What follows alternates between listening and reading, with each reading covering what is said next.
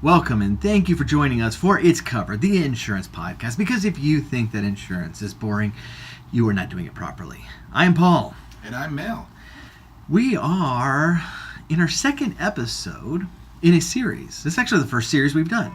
Yeah, it's kind of neat. Yeah, it's pretty fun.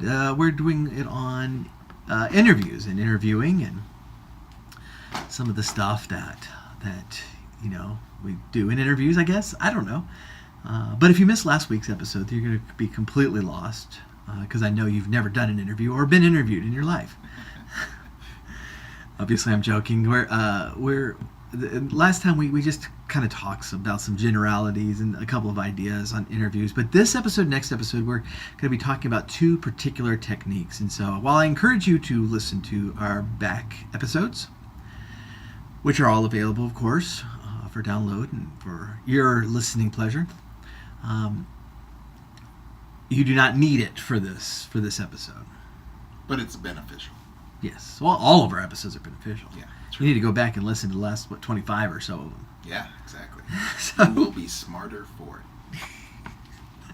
Exactly. And how many podcasts can say that? Yeah. Actually, probably most of them. I would say nothing. Yeah. So, Just ours. Just ours.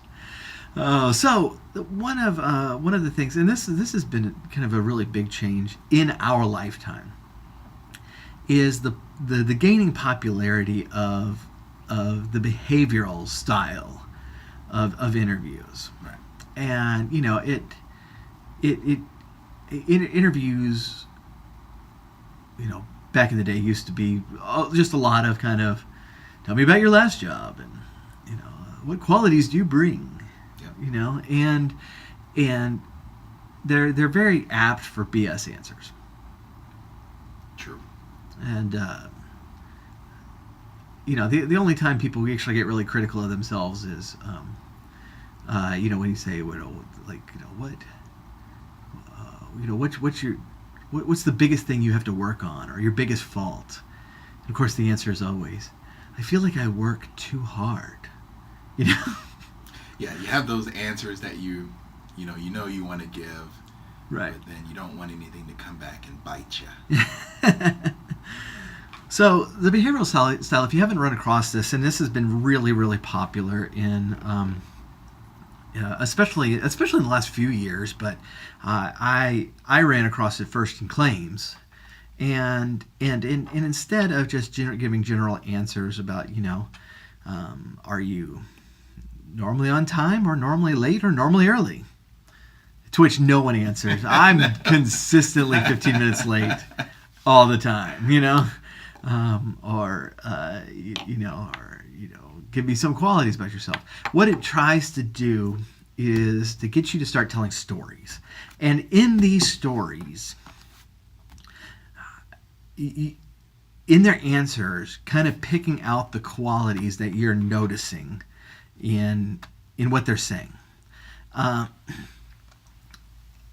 so how this normally goes is you ask, and you always ask for an incident, a particular time where something like this has happened.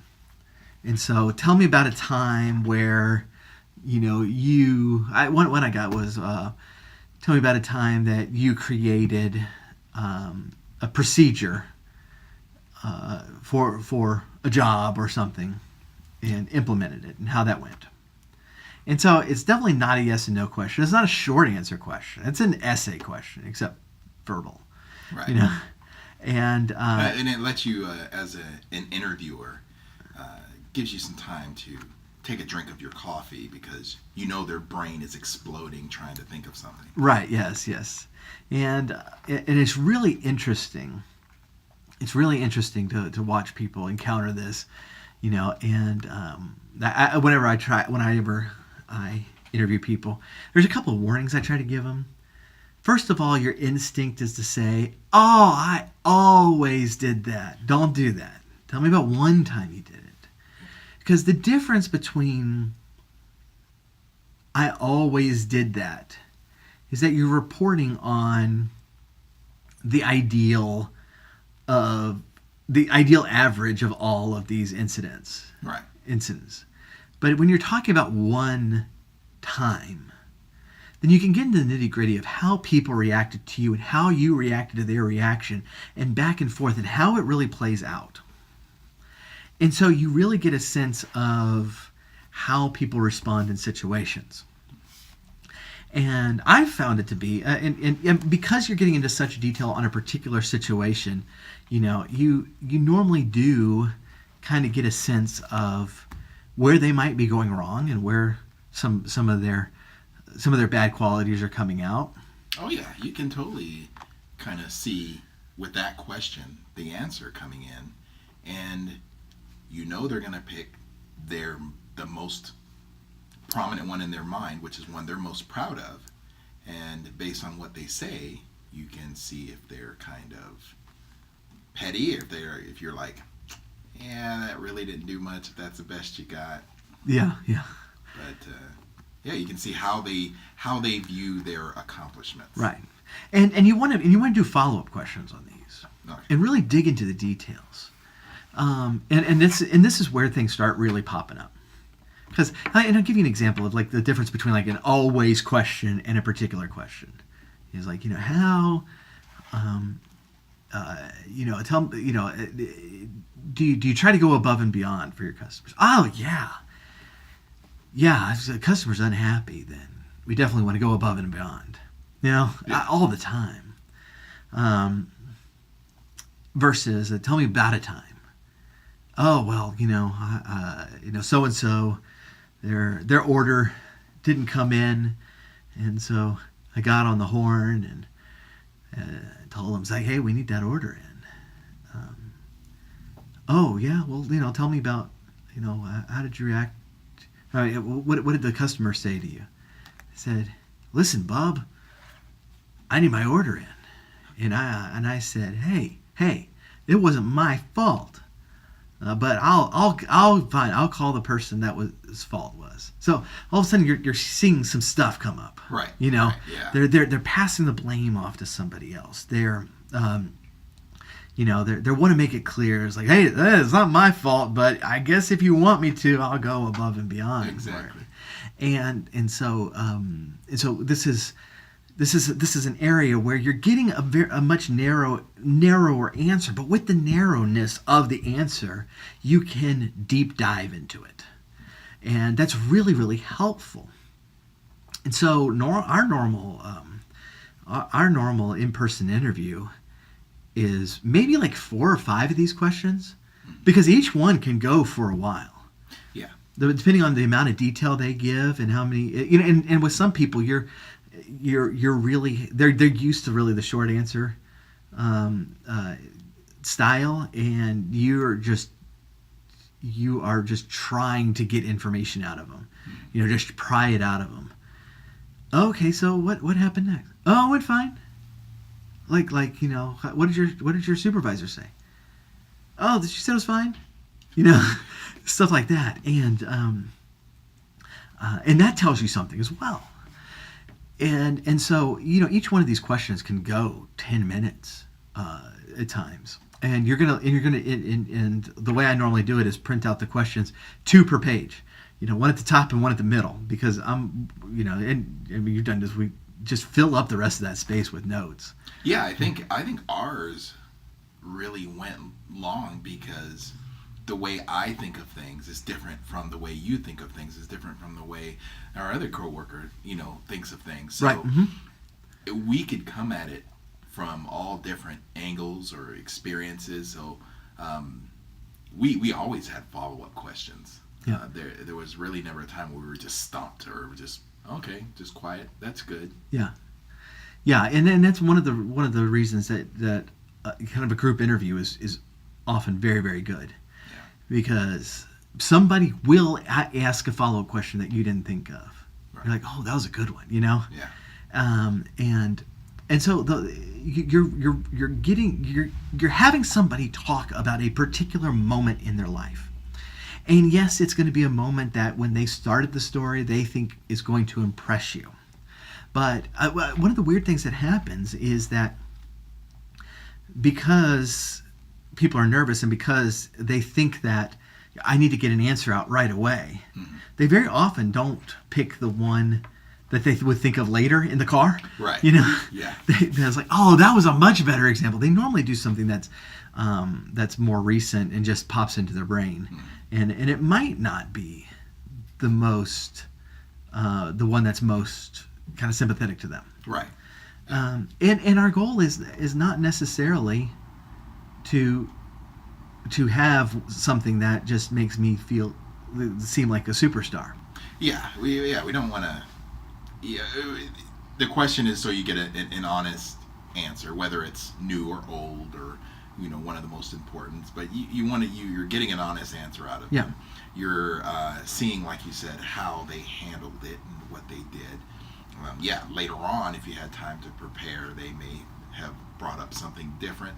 But that falls into that best foot forward type of thing. Yep. And this is a great way to get beyond that without wondering if it's real or not, because the follow-up questions they most likely won't make up something, because it Right. doesn't get too far when they're trying to formulate it with us sitting there listening to everything they say. Yeah, when it stops making sense, you're like, you're full of it, dude. But yeah, we catch those pretty quick too. Yeah. When they're And- going and- down that path, then they go, well, you know what, then they usually admit and say, right. Oh no, it didn't happen quite like that. yeah, Yeah. So yeah, the additional detail really does, set off some BS detectors, which is great when you're interviewing. We never do 100% positive questions. There's always a question in there about tell me a time when you tried something and failed. And that tells you something too, and that tells you a lot. And that gets away from what is your worst quality? I work too hard. Yeah, that's such baloney. It's like people are ready for some, just some kind of humble brags. yeah, I care too much. I care about my job too much. It gets away from that stuff and makes them actually dig deep into something that did not work. And the point is not that we want somebody who succeeds 100% of the time. It's what do you do when you're failing, and how did that play out? Yeah. Did you keep at it? Did you keep trying and it just didn't work, or did you throw your hands up in disgust? What happened? Because we don't succeed 100% at the job, and if you're getting that impression from an interviewee, then you haven't asked enough questions. Yeah, these questions are, with the person that's interviewing, you may have not had any experience with their previous job. It may be totally different from insurance. It could be the furthest thing from it, and the questions and the follow-up questions asking them to explain it, you really get an idea, regardless of their background, how their brain works and how they work at their job. Yeah exactly. Yeah, we had one that had worked at a payday loan place before the interview. And we asked tell us about a time that you implemented a procedure in your job and how it went. And her response was that they just had these filing cabinets full of files and they were disorganized, and so she alphabetized them. And it's like, well, that's actually a really good practical answer. And we were just bewildered. It's like, how did no one before you alphabetize the files? How do you find these things? And we were just so taken aback that no one had done it before. Yeah. But that apparently this is a place with such small work ethic that it's just like put in the filing cabinet is standard, and it actually took her stepping forward, and it's like, okay, everybody else is here is super lazy, but I'm not going to be, and I'm going to organize this stupid filing cabinet. And that tells us something about her work, her old job, but it tells us something about her too. Yeah, I think. I mean the those the payday type of places, the loan places. I have been in those before, and I think the turnover Yeah. is the big thing. Just the employee turnover and the fact that in a list of employees coming in there, she just didn't stick with the way it was before. She actually Right. said, "Hey, I got this job. I'm here now. I'm gonna make it better." Yeah. That's Yeah. great.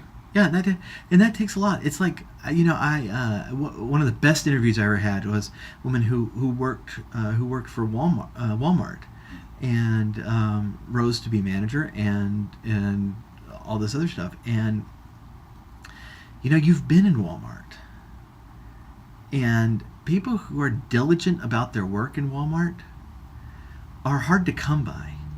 Yeah. And that those people are actually working against the culture of the place Right. in a good way. Yeah. And so that actually says a lot about somebody who's, if you're in a place that is not known for its hard work and you work hard anyway, this says something. And so, there's a lot you can glean from these sorts of questions. So you're going to have a far, far fewer questions in this type of a style. But you're going to get into a lot more detail, and so this is something we've used pretty extensively here, and I learned it in claims, and I'm noticing that a lot more people are really getting on the bandwagon of this style of interview. What's that?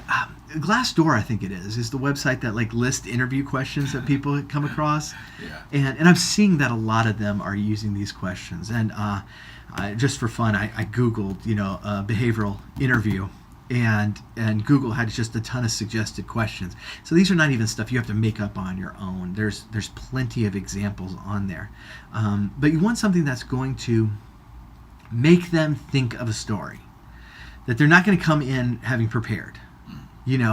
So like one that is a really good question, but might be at this point used too often, is like, tell me about a time that you had to deal with an upset customer. One of my favorite ones was, tell us about a time when you were behind in your work, and how you caught up. Yeah. Or if you were or how tell us about a time that you had to kind of organize your work in order to accomplish it, or something like that, to make them just lean back and think about that for a little bit.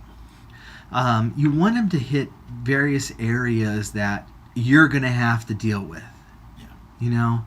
If you're hiring somebody for inventory control, probably lay off the customer service questions.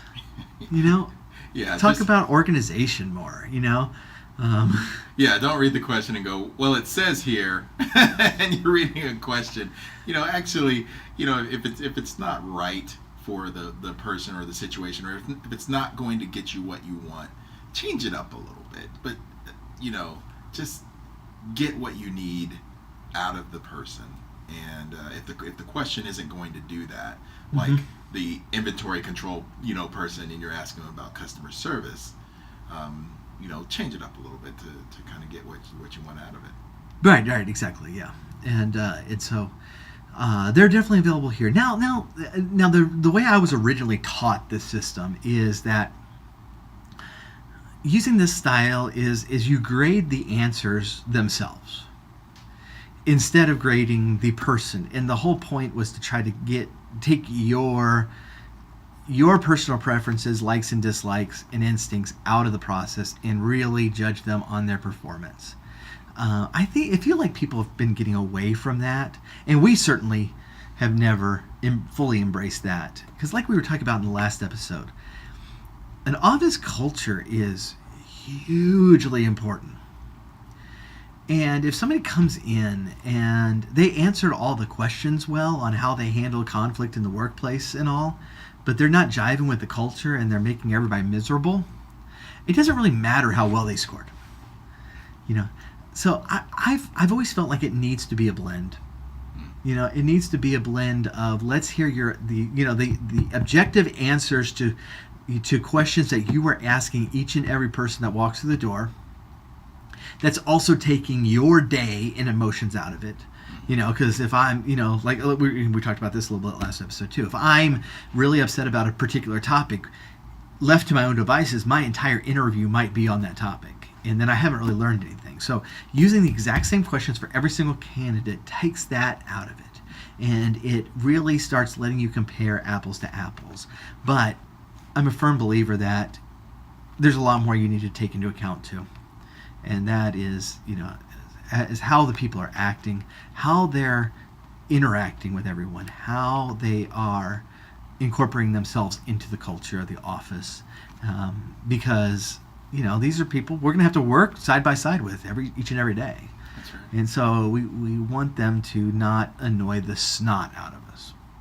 Right. So, you know, whenever we're interviewing people, you know, we have to think long and hard when they say, yes, I am a vegetarian and I drive a Prius. Not that there's anything wrong with that. It's just our culture here. Do we want to throw that in there? Let me clarify that for a little bit, because this was a person. It's not so much the vegetarianism or the Prius, it was the preachiness of it. Because that's just going to set us off. There you go. I think and we're going to start bringing steak every day. That's right. Just to annoy them. Yeah. So that was the problem. That was the real problem there. That person was not hired. Right. Yeah. I think whenever you meet, I thought the preachiness of it was a given. When you put that combination together. Yeah, the vegetarians and drive a Prius. What